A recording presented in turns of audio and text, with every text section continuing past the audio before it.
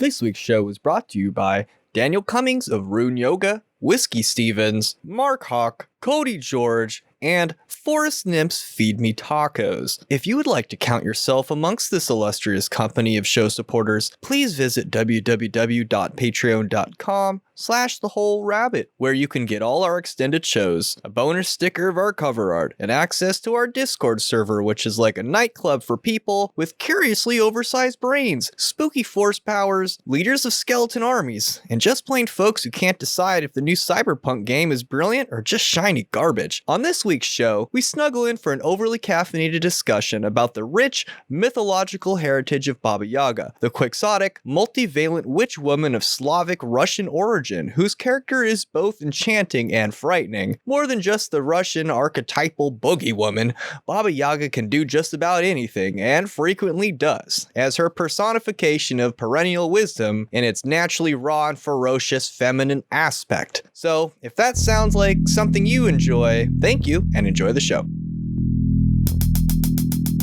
What are we even talking about? I don't want to talk about this anymore. Your dick sweat? Look it. I wasn't touching it. Hey, I mean, you know. That's the problem. Sometimes pussies get wet. Sometimes the dick cries. It's a thing. But what if you don't want it to? What if you're just like, no, and it happens? It's okay. Grow hair. We don't need to talk about it. Then maybe you need to find out why it's crying and fix that. I have a pair. I have a pair. So do That's I. the problem. That's why I'm complaining. I keep mine up top where I can play with them. Boop, boop, boop. I keep mine inside my abdomen. That's probably safer. I mean, ovaries live there. Across the vast fallopian tubes. Hello everybody and welcome to The Whole Rabbit, where we don't just take a stroll through the Serbian countryside, gathering mushrooms, collecting wild berries with generous neighbor's bucket. No, we endeavor ourselves on superfluous journey into deep, dark wood in search of long-fabled and feared, reviled Baba Yaga, the horrible woodland night witch who eats the bad children that Krampus typically only beats. So easy way to tell the dumplings is Krampus beats, Baba Yaga eats. Today we are joined by comrade Mari Sampson, who due to official naming policy, Department of Naming was amended on behalf of prior one, being expression of imperial sympathies. Da. No need to speak! Secondly, we are joined by Go Samson Lights, whose name has also been changed as it was only fair to deal punishment equally. I'm your host, Hack Rabbit. I'm sure the naming department will get to me too. I'll get a memo, I'm sure, by the end of this. They sometimes get caught up in the bureaucracy. We're gonna have you removed from all the photos, you know. All the photos have already been recommissioned to garbage heap and burned. You and whole habit culture is now obsolete. We are tightening down your algorithms even tighter. They are already really fucking tight, but now it's even worse. Am I gonna get can I allowed to do this accent at all? Like, am I Yeah, because Russia's responsible for everything. You know. Well, you know what Russia is responsible for? Baba Yaga. Well, it's not just Russian. But if you grew up in a Russian household, you might have been told about Baba Yaga the same way that we kind of grew up with the boogeyman. The air is crisp and cutting, quick to steal any moisture down into tiny frozen daggers with each breath. deep in the whispering birch forest amongst the knotted, skyward stretching tendrils of the wood was suddenly a frightful, fenced, constructed of whittled bone columns, atop which rested the skulls of those who had been unfortunate enough to glimpse the same horrific abode. There it stood, writhing up from the crinkled leaves, perched atop a series of ancient roots, hung amidst the rolling black crevices where windows and doors ought to be, was the spindly, chicken-footed hut of Baba Yaga. Woven into rolling wood, each cruel, yawning pocket of darkness appeared to twist inexplicably as it was approached to reveal no clear welcoming. But Thankfully you knew. Only one could enter the abode upon speaking. Turn your back to the forest, your front to me. Inside, Baba Yaga moves about like the skittering shadows of the night, her 3 pairs of disembodied hands swarming about the hut, helping in the daily chores with chilling speed. After all, there's always more work to be done. Sometimes her nose is said to stretch all the way to the ceiling, all the better to sniff you with. Upon entering, you notice things cooking, perhaps the children you've heard of going missing in the forest earlier. So that's the iconic idea of Baba Yaga, right? She lives in a chicken-footed hut in the forest. She eats kids, and she's got a big nose. Now, I think Gossamer Lights had one origin story from which Baba Yaga sprung. One of the earliest written mentions of her, 1780, a guy named Slavic-Russian. His origin story for her was the devil was trying to make the most pure essence of evil. So in order to do that, he cooked down 12 nasty women together in a cauldron, and to capture the essence, he gathered the steam in his mouth and then spat it back into the cauldron without thinking, and out of this mixture came Baba Yaga, the most perfect evil. Wow, that's awesome. I liked it. It's cool that somebody was there to take note of exactly how it was done in case something happened where they could do it again. You know, I think with all the writing that goes on about him, that the devil just kept really detailed journals or something. You know what though? That's not entirely true. That's why he did it without thinking. So maybe this is a one-shot gig. Maybe Baba Yaga is you know what I mean? That little bit I didn't completely know I was doing that. It was just the right. I bet the steam of 12 nasty women tasted just the worst. I think I only really have one meaning of the word Yaga. Baba obviously means grandmother. As in old, babushka. Or old woman. It's you know how you're hey, old man. Hey, grandpa, get out the way. It's you say you call an old person a grand. So it's not necessarily that it's what you call your own grandma, but it's a term for a crone. Literally, she's a crone goddess. She also has an archetype that is tied in with a harvest festival in Slavic countries, but that goddess usually appears in a maiden aspect or a lady aspect. But Baba Yaga is the classical witch. I think this is where the witch fairy tale comes from. And Yaga means being oppressed or suffocating or being pushed down, an oppressive, negative. It also means disease in some languages. So it depends on what era or what area you're from, because there's a bunch of different words that they use to describe Baba Yaga. But this term is usually found in Russia and the northern Slavic states. So I found the only one that not the only one, but the one that stood out to me was a word yaga, which means to yell or make noise. But I or howling, the suppression, because I found this other author that was saying that she was basically just the social representation of an oppressive government, because she's kind of parent-like and she can be benevolent, but mostly she's just going to fuck up your life. But also, even if that government is nature and how nature is cruel in and of itself, and so is old age. And the howling is almost always associated with demons and the Goetia. In fact, it's referred to as the howling, and so I can't overlook that esoteric connection. She Russian banshee. Now, it says here in my notes that in Old Russian, Baba may mean midwife, sorceress, or fortune teller. And in modern Russian, like you said, babushka means grandmother, and it's derived from that. Fortune telling kind of makes sense, because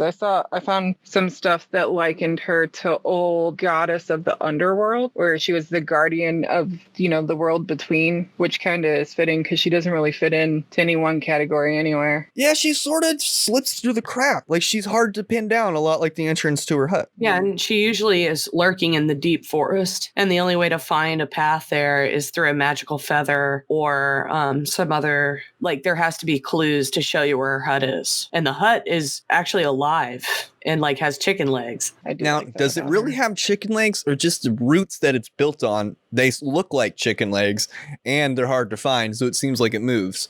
Or am I just being cynical? It actually does move around. Yeah. And apparently you use a magic word to call its attention and it should turn around to you. When you're beckoned inside, the house will turn around to you and face you. and allow you to, and the gate will open up. And the gate is said to be made out of human arms and legs, and it has this set of teeth as the lock. So when it opens, it howls, and the bones open up, or it's like a fence made out of bones and with skulls on top. One skull missing for the hero, which is you. Yeah. It's always there's 12 poles, 4 skulls, but only 11 have skulls on them, which is funny because it makes me think back to the origin story of the 12 women melted down.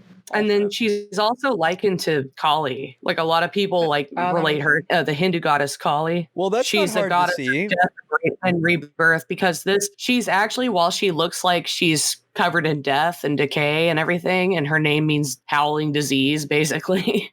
She does have a maiden aspect in the spring, which represents the spring part.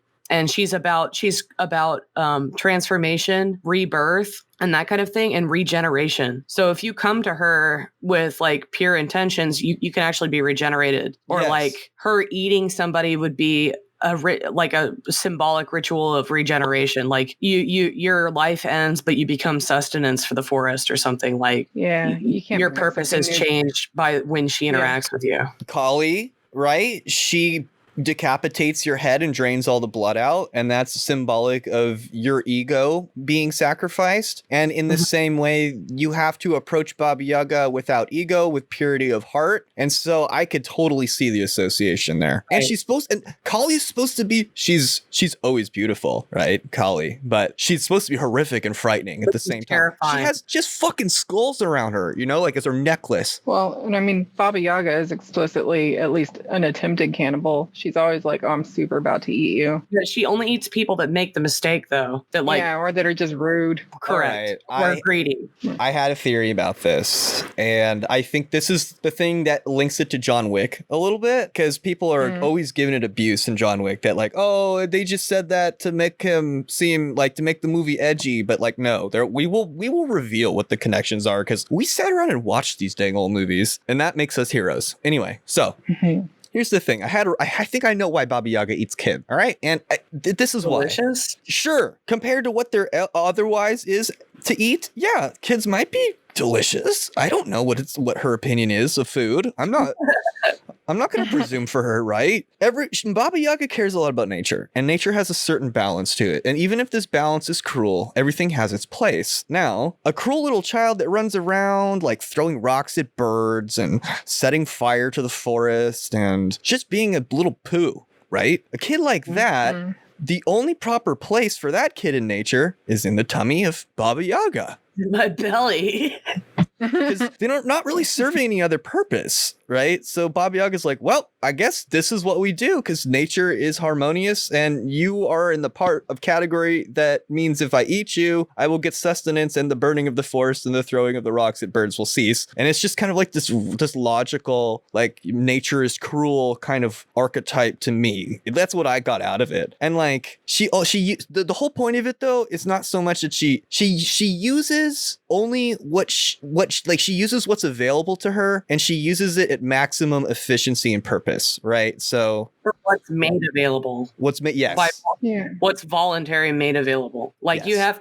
you have to be a big enough of a dick to just waltz in there and like freeload on her for her to even consider eating you. Because a lot of the stories actually, like if you come at her in a friendly way, like there was this one fairy tale where this young woman, like it was almost like Cinderella, and this evil stepsisters send Cinderella to get a light from Baba Yaga because they all think they're going to get killed by her. And she lets her in and keeps her safe and everything. And she's just like, people don't visit me because they think they're going to get eaten. And it's usually like, if you come in there, acting a total douchebag, she's going to eat you. And it's really cool because I was like looking this up, and it reminds me of the Hansel and Gretel story. Like those two little fat kids wanted to eat all the candy up. There you go. And they come into the witch's house, and she shoves Hansel into the stove, into the oven, because he's greedily like rooting around for more candy to eat. So, wow. And then there's another ritual that Baba Yaga has, that when she does invite you into her house, she feeds you and allows you to clean up, like have a bath. Dude, even Willy Wonka does that, you know? And that's usually what the witch will do to to the children before that she eats them. So this is a ritual, but it also gives the children a chance to escape their fate if they act properly, I think. Because I think that if she has selfish people in her midst that take advantage of her hospitality and eat all her food and stuff, that's when she kind of like goes to eat you. Well, do you remember how the police officer approached John Wick's house? He was like, "Is everything okay, Mr. Wick?" And he could see the dead bodies and stuff, because he knew that if he approached with respect and whatever, he wouldn't get hurt by Mr. Wick. That he might get to walk away, yeah. And the only reason that stuff happened was because those people went to hurt his dog, his puppy dog. So there. Well, and it's funny because another like John Wick style tie-in is there's a good handful of stories where when the people come to Baba Yaga's house, she says to them, "Are you here by your own free will or by compulsion? Like, did you come or did someone send you to come to me?" And so there's that leniency for like, you're just doing your job. Don't be a dick and we'll get through this. Good catch. Yep. Yeah. But the thing Mario was talking about if you come and you do it correctly, there's a story of a little girl named Alana, who again is sent by the stepmother to go get a needle and thread from Baba Yaga, who is her sister. And really the stepmother just kind of wants to get her killed, the daughter. Yeah, Baba Yaga manifests as three sometimes. She's three women sometimes. Yeah. And like in The Witcher, they can transform into like a beautiful young woman. That's a thing too. It's the triad, the crone, the maiden, and the mother. Yeah. But this particular one, it was funny for me, at least, had a very like Red Riding Hood feel, because on the way to Baba Yaga's, she stops at her grandmother's house and she's like, "What do I do?" The grandma's like, "Well, you got to go, but be careful and take these things." And then so the little girl goes, and then when she gets to the gate Mario was talking about with the teeth, and it starts like squeaking at her, she pours oil that the grandmother gave her on the gate. And then in some versions, there's a dog that she gives some meat to, and then she goes to ask Baba Yaga for the needle and thread, and Baba Yaga's like, "Sure, whatever, but you got to do my spinning while I go get that." And so the little girl's doing, the little girl's doing the work, and Baba Yaga says to one of her servants, "Go get some water and draw her up a bath. I want to eat her."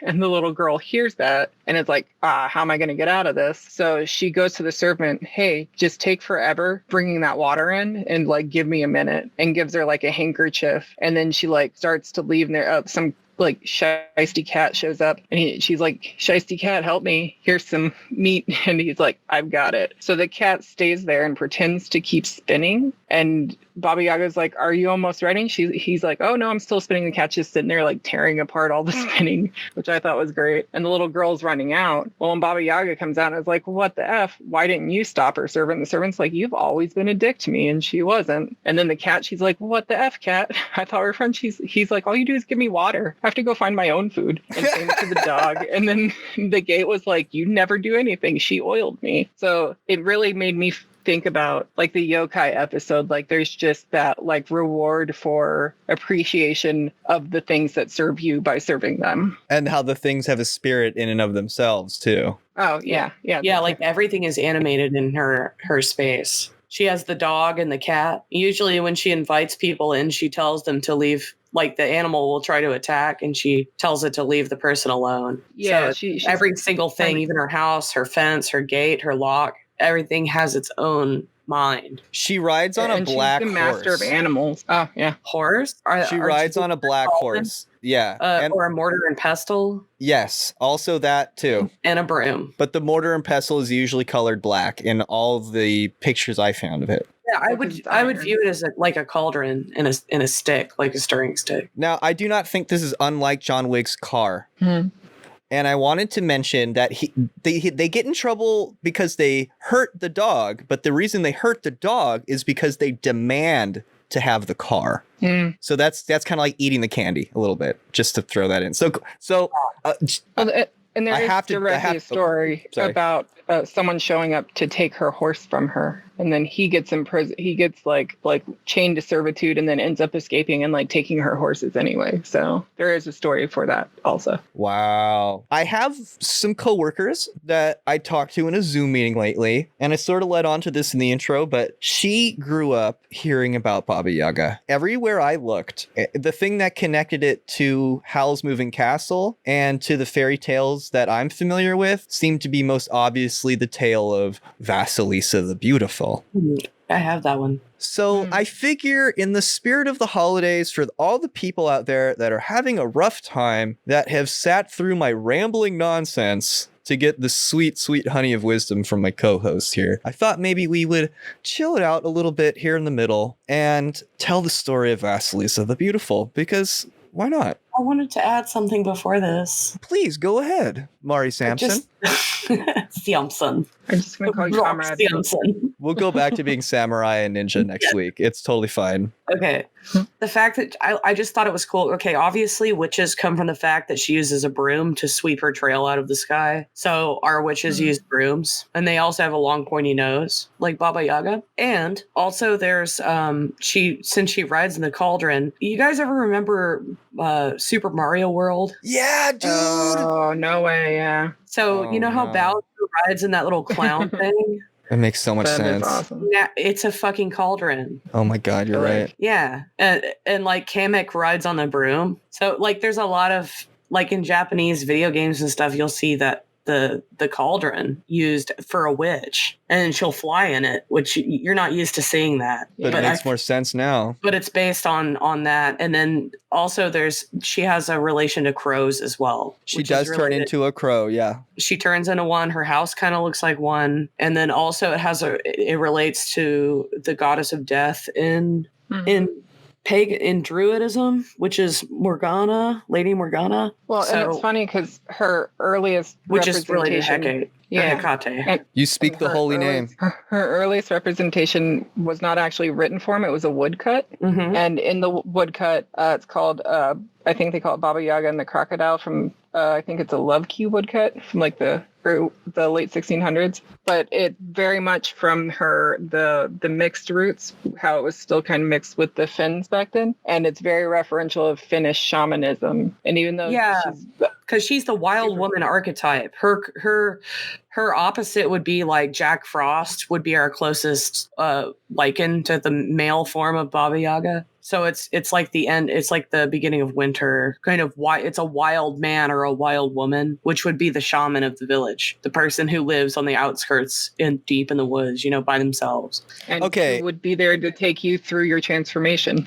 I keep trying to demystify this though, because all I found about her house was like the construction of it is not unlike the hunter-gatherer nomadic peoples of Serbia. I found, and it says here the tungsten families and how it's doorless and windowless, and the chicken legs, like I said, it might be built up so like an animal can't get into it for some reason. I don't know, like no trap door, like, or there was a trap door in the bottom and it goes up to through the center of the house, but that's like the only way in. But also it has to let you in. The house itself has to allow you in, first of all, so it's alive. And then there's also descriptions that she lets it rot. Like she doesn't really take care of her house. So, this kind of reminds me of we were watching Howl's Moving Castle the other night, and everything, like if you watch his house move, it looks like it's in disarray, like shit's falling off of it. It's unkempt. Things are like jiggling around and about to fall off. Good point. And then like his room is a mess. It looks like a hoarder. A hoarder lives there. Yeah. Up after themselves. So it's like, that's the kind of witches hut you're thinking of. Something that's stacked up, dusty, disused,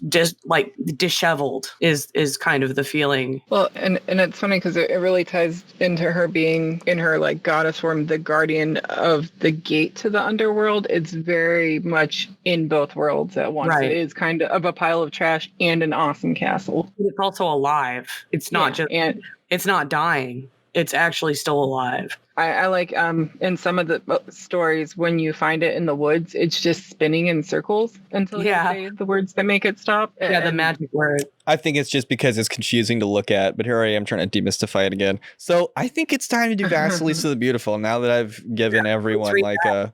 So begins the tale of Vasilissa the Beautiful. Long, long ago, in a certain tsardom, there lived an old man and an old woman and their daughter Vasilissa. They had only a small hut for a home, but their life was a peaceful and happy one. However, even the brightest of skies may become overcast, and misfortune stepped over their household at last. The old woman fell gravely ill, and Feeling that her end was near, she called Vasilissa to her bedside, gave her a little doll, and said, "Do as I tell you, my child. Take good care of this little doll and never show it to anyone. If ever anything bad happens to you, give the doll something to eat and ask its advice. It will help you out in all your troubles." And giving Vasilissa a last parting kiss, the old woman died. The old man sorrowed and grieved for a time, and then he married again. He had thought to give Vasilissa a second mother, but he gave her a cruel stepmother instead. The stepmother had 2 daughters of her own, 2 the most spiteful, mean, and hard-to-please young women that had ever lived. The stepmother loved them dearly and was always kissing and coddling them, but she nagged at Vasilissa and never let her have a moment's peace. Vasilissa felt very unhappy, for her stepmother and stepsisters kept chiding and scolding her and making her work beyond her strength. They hoped that she would grow thin and haggard with too much work, and that her face would turn dark and ugly in the wind and sun. All day long they were at her, one or the other of them, shouting, "Come, Vasilissa, where are you, Vasilissa? Fetch the wood, don't be slow. Start a fire, mix the dough, wash the plates, milk the cow. Scrub the floor, hurry now, work away and don't take all day." Vasilissa did all she was told to do, and she waited on everyone and always got her clothes done on time. And with every day that passed, she grew more and more beautiful. Such was her beauty that could not be pictured and could not be told, but was a true wonder and joy to behold. And it was her little doll that helped Vasilissa in everything. Early in the morning, Vasilissa would milk the cow, and then locking herself in the pantry, she would give some milk to the doll and say, "Come, little doll, drink your milk, my dear, and I'll pour out all my troubles in your ear." Your ear! And the doll would drink the milk and comfort Vasilissa and do all her work for her. Vasilissa would sit in the shade of the twining flowers into her braid, and before she knew it, the vegetable beds were weeded and the water brought in, the fire lighted and the cabbage watered. The doll showed her an herb to be used against sunburn, and Vasilissa used it and became more beautiful than ever. One day, late in the fall, the old man set out from home and was not expected to be back for some time. The stepmother and her 3 sisters were left alone. They sat in the hut, and it was dark outside and raining, and the wind was howling. The hut stood at the edge of a dense forest, and in the forest there lived Baba Yaga, a cunning witch and sly, who gobbled up people in the wink of an eye. Now, to each of the 3 sisters, the stepmother gave some work to do. The first she set to weaving lace. The second, to knitting stockings, and to Vasilissa to spin yarn. Then, putting out all the lights in the house except for a single splinter of birch that burnt in the corner where the 3 sisters were working, she went to bed. The splinter crackled and snapped for a time and then went out. "What are we to do?" cried the step-sisters too. "It is dark in the hut, and we must work. One of us will have to go to Baba Yaga's house to ask for a light." "I'm not going," said the elder of the 2. "I'm making lace, and my needle is bright enough for me to see by." "I'm not going either," said the second. "I'm knitting stockings, and my 2 needles are bright enough for me to see by." Then, both of them shouting, "Vasilissa is the one! She must go for the light! Go to Baba Yaga's house this minute, Vasilissa!" They pushed Vasilissa out of the hut. The blackness of night was about her, and the dense forest and the wild wind. Vasilissa was frightened. She burst into tears, and she took out her little doll from her pocket. "Oh, my dear little doll," she said between sobs, "they are sending me to Baba Yaga's house for a light, and Baba Yaga gobbles people's up, bones and all." "Never you mind," the doll replied. "You'll be all right. Nothing bad can happen to you while I'm with you." "Thanks for comforting me, little doll," said Vasilissa, and she went off on her way. About her the forest rose like a wall, and in the sky above there was no sign of the bright crescent moon, and not a star shone. Vasilissa walked along, trembling and holding the little doll close. All of a sudden, should she see but a man on horseback galloping past. He was clad in all white. His horse was white. His horse's harness was of silver and gleamed white in the darkness. It was dawning now, and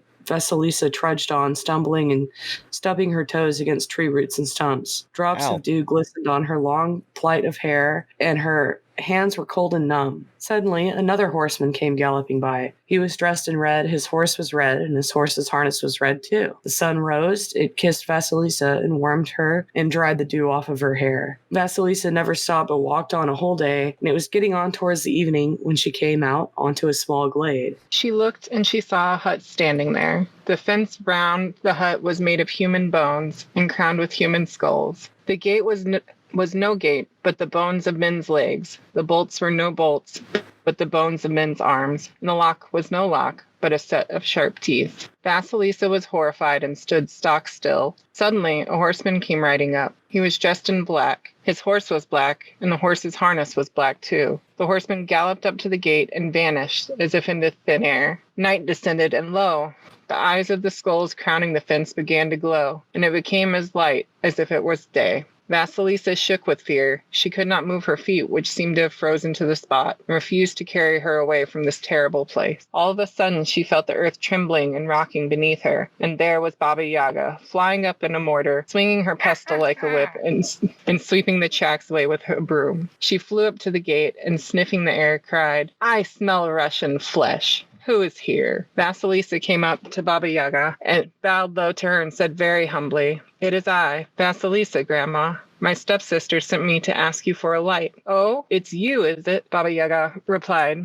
"Your stepmother is a kinswoman of mine. Very well, then. Stay with me for a while and work, and then we will see what is to be seen." And she shouted at the top of her voice, "Come, unlocked my bolt so strong. Open up my gate so wide." The gate swung open. Baba Yaga rode in on her mortar, and Vasilissa walked in behind her.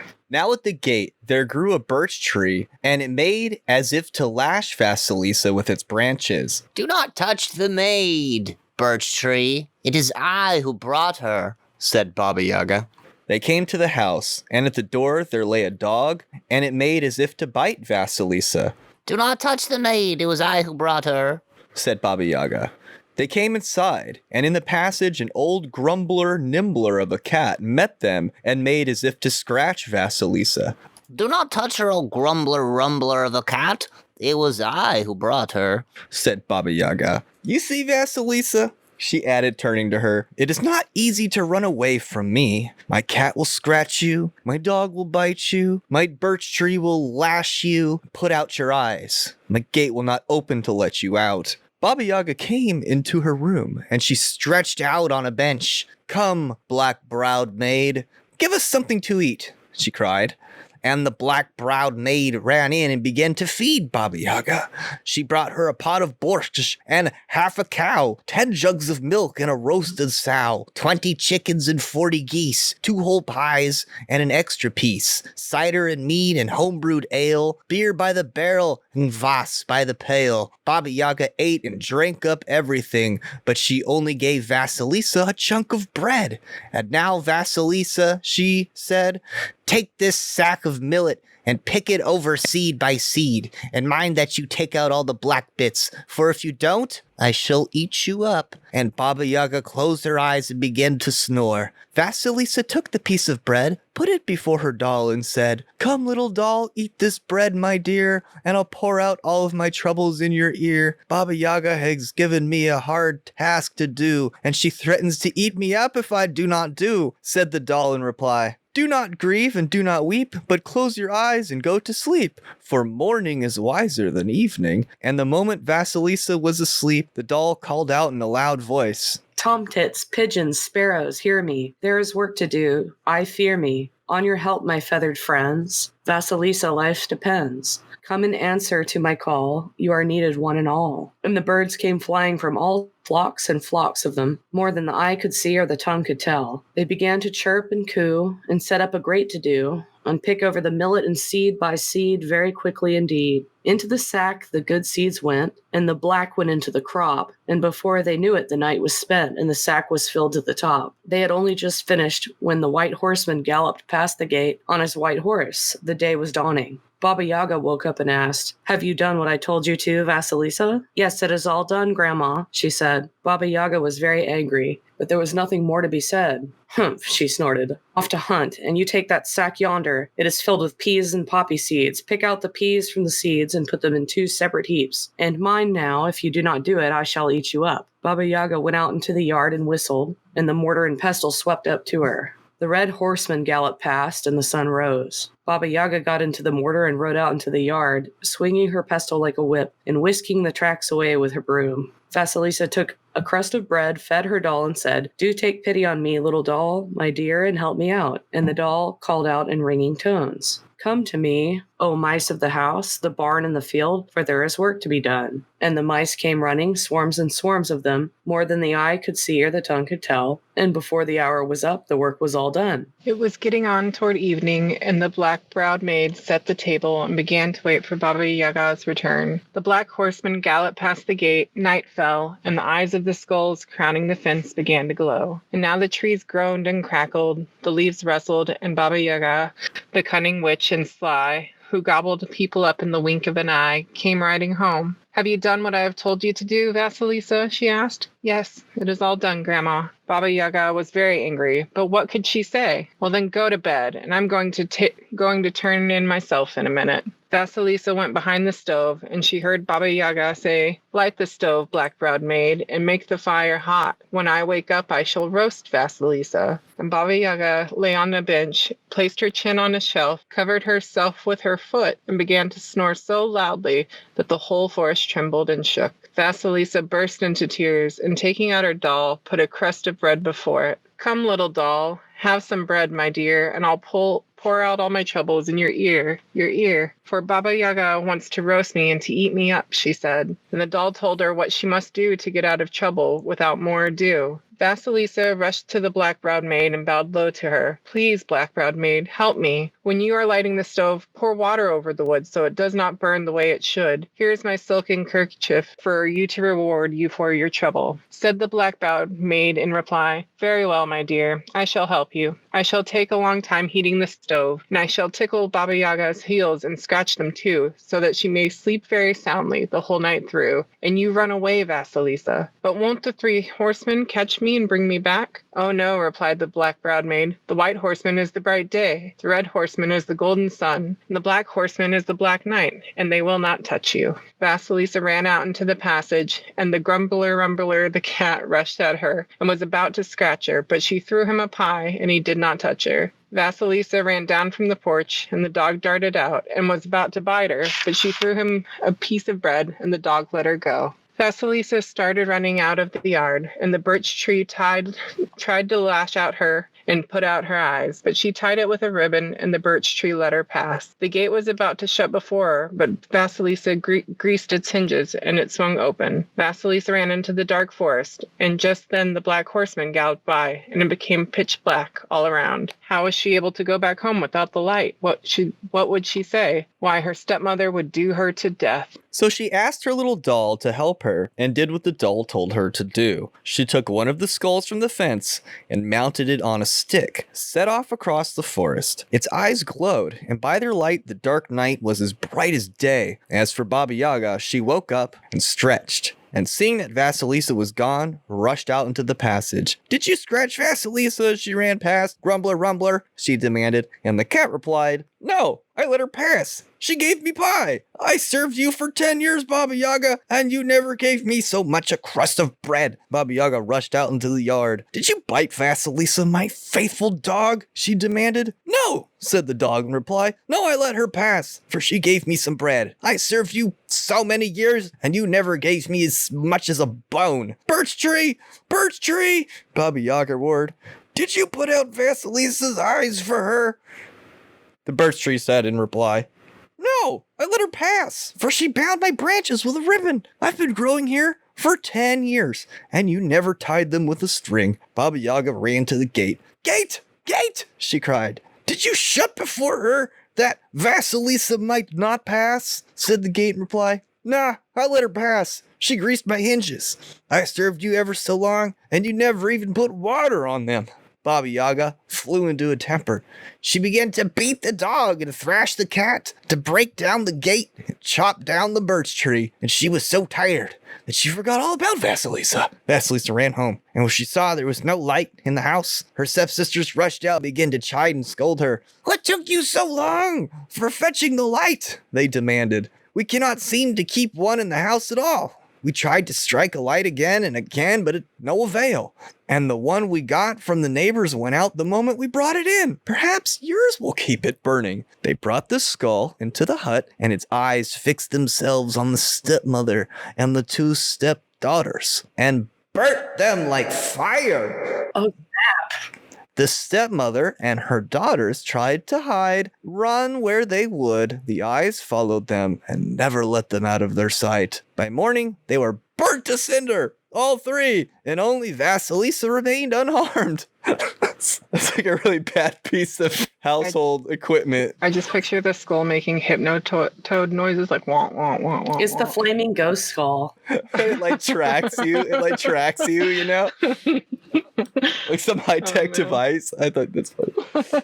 But is it aliens? She buried the skull outside the hut, and a bush of red roses grew on the spot. After that, not liking to stay in the hut any longer, Vasilissa went into the town and made her home in the house of an old woman. One day, she said to the old woman, "I'm bored sitting around doing nothing, Grandma. Buy me some flax. The best you can find." Old woman bought her some flax and Vasilissa set to spinning some yarn. She worked quickly and well. The spinning wheel hummed and the golden thread coming out as even and thin as her hair. She began to weave cloth and it turned out so fine that it could be passed through the eye of a needle. Like thread. She bleached the cloth and it came out whiter than snow. "Here, Grandma," she said, "go and sell the cloth and take the money for yourself." The old woman looked at the cloths and she gasped, "No, my child, such cloth is only fit for Tsarevich to wear. I had better take it to the palace." She took the cloth to the palace, and when the Tsarevich saw it, he was filled with wonder. "How much do you want for it?" he asked. "This cloth is too fine to be sold. I have brought it to you for a present." The Tsarevich thanked the old woman, showered her with gifts, and sent her home. But he could not find anyone to make him a shirt out of the cloth, for the workmanship had to be as fine as the fabric. So he sent for the old woman again and said, "You wove this fine cloth, so you must know how to make a shirt out of it." The old woman replied, "It was not I that spun or yarn or wove the cloth, Tsarevich, but a maid named Vasilissa." "Well then, let her make me a shirt," he said. The old woman went home, and she told Vasilissa all about it. Vasilissa made 2 shirts, embroidered them with silken threads, studded them with large round pearls, and giving them to the old woman to take to the palace, sat down at the window with a piece of embroidery. And by whom should she see but one of the Tsar's servants come running toward her. "The Tsarevich bids you to come to the palace," said the servant. Vasilissa went to the palace, and seeing her, the Tsarevich was smitten with her beauty. "I cannot bear to let you go away again. You shall be my wife," said he. He took both her milk-white hands in his and placed her in the seat beside his own. And so Vasilissa and the Tsarevich were married, and when Vasilissa's father returned soon afterwards, he made his home in the palace with them.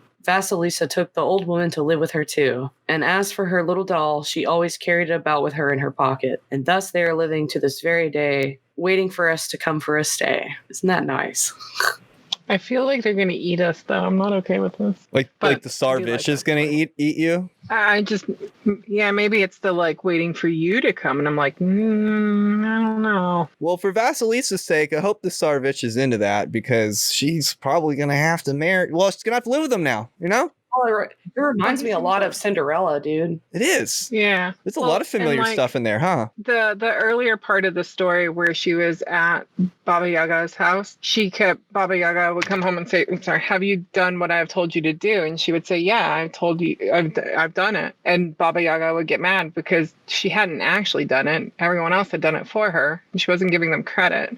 So just pissed her off until she had to leave and like flee with a skull that like set her family on fire. But when she sat down and was working just for the joy and pleasure of working, she was rewarded with a happy marriage. And she kind of earned that free time. And so that's fascinating. Great story. It was good. I like it. I had one really hot take before I do something super, super duper evil, and I just cut the show off and make it only for Patreons, which you can become one for just $5 by going to www.patreon.com/thewholerabbit, where you can get access to all our extended shows for said price.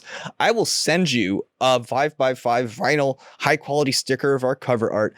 And if you become a subscriber at the higher tiers, you're going to get a Barrel Bunnies patch, which are pretty darn cool, but admittedly they can be difficult to place on things because they actually are so high quality they're difficult to work with. But once you get them on there, they're pretty cool. They're to military spec. He just doesn't have thread. It's okay, people. You have safety pins. It's true. I'm really bad at clothes. I melted my jacket a little bit. I put the iron close to it and it started to melt. I was like, I don't know what I am doing.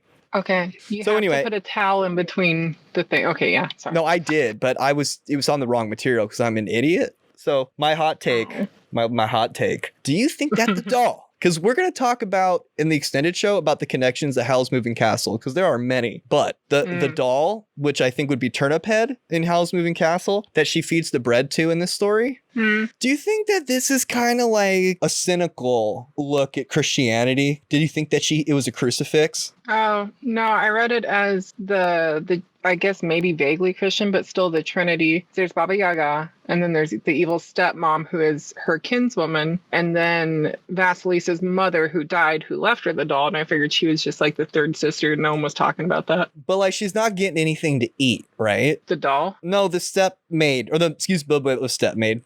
The main character, the maid or the girl that gets caught up in all the protagonist. She's not given any food at night to do her tasks. So she's got to be hungry. But then what does she do? She gives the bread to the doll, and the doll then does the work for her. I thought maybe this was sort of a cynical or a poetic way of looking at like fasting and observance like of Christ, kind of or like the Eucharist, or like she was offering her bread to God and God was helping her. Like, I don't know. See, maybe that's just, I think if she would have been being like a proper Jesus, she would have offered the gift of her flesh, aka the bread, and then still helped with the work instead of going to sleep. yeah. She could have done both. She obviously had enough crust of bread to give everyone else some on the way out and stuff. Well, maybe the sleep means that she could just do the work automatically instead of having to worry about it.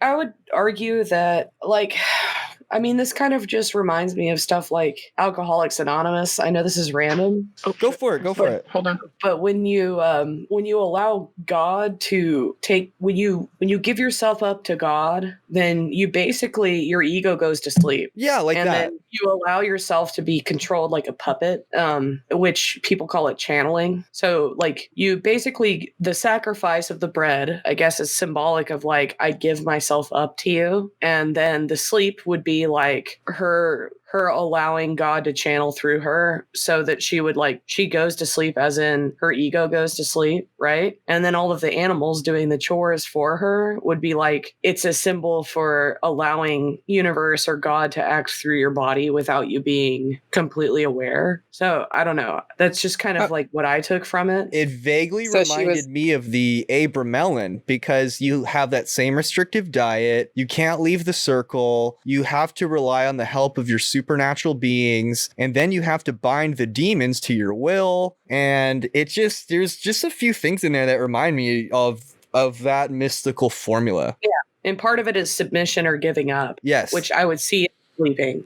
Like, and then there's the footsteps story of like, oh, well, there was only one set of footsteps. Jesus, where were you then? It's like, I was carrying you. It's like, you allow, there's all these fables about allowing. I was carrying your sleeping ass. I know. I mean, but that's kind of cliche, but it's like, there's so many fables that talk about how when you give yourself up to a higher power, you're basically allowing it to work through you, and there is no longer a concept of you anymore. It almost undermines Baba Yaga being able to be upset that she is taking credit for other people's work. It shouldn't be both ways. I just think she wants Maybe to it eat. is. I think she's mad because she wants to eat, and she expected her to fuck up. I would want to eat Vasilissa. She sounds yummy. I know. Mari's like, I agree, actually. Thank you, Mari. You ever like, okay, you ever know a goody two shoes and they're good at everything? You're like, God, I just wish they would fail one time. I feel like that's the energy I'm getting from Baba Yaga. It's almost like, I want you to fail. I want you to fall and die. See, I feel like if Vasilissa just would have been like, oh yeah, no, I mean, like, the work is done, but they did it. Then Baba Yaga would have, like, I don't know, maybe still gotten pissed, but like would have had more respect for her on the inside. I don't know. And if you want to learn, I don't know how much respect. If you want to learn how to make a lantern that will ignite all your step family on fire, which could be kind of useful for this season, then you know what you have to do? You gotta fucking eat some carrots and shoot lasers.